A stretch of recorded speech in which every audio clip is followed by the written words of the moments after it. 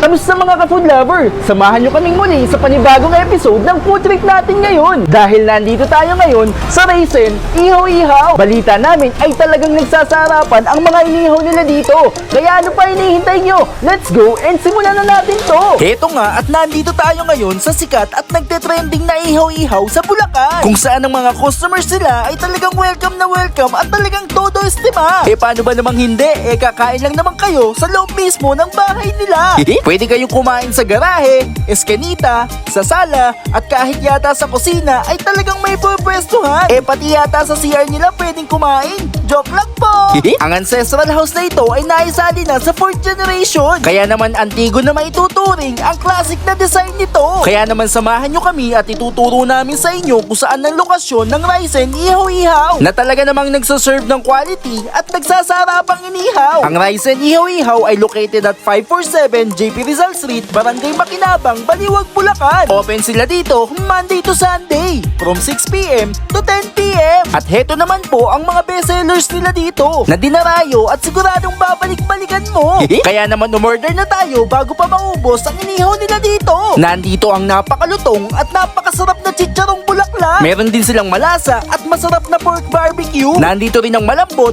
masarap at paborito nyong tumbong.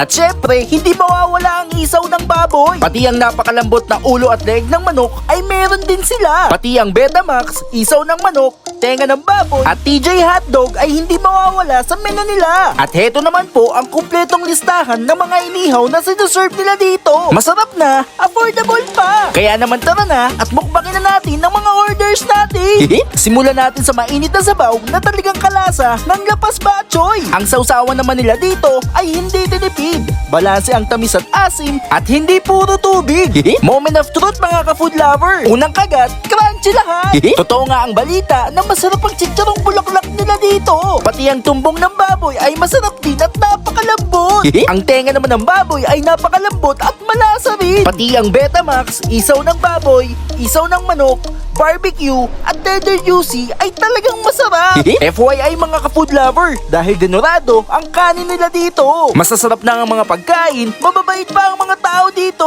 Kaya naman kung ihaw-ihaw ang trip mo, ay siguradong makikraving satisfied ka dito. Hindi lang pang ulam, pwede rin pang pulutan. Ikaw ka-food lover, na-experience mo na bang kumain sa Raisin Ihaw-Ihaw? Aba kung hindi pa, ayain mo na ang tropa, barkada at buong pamilya.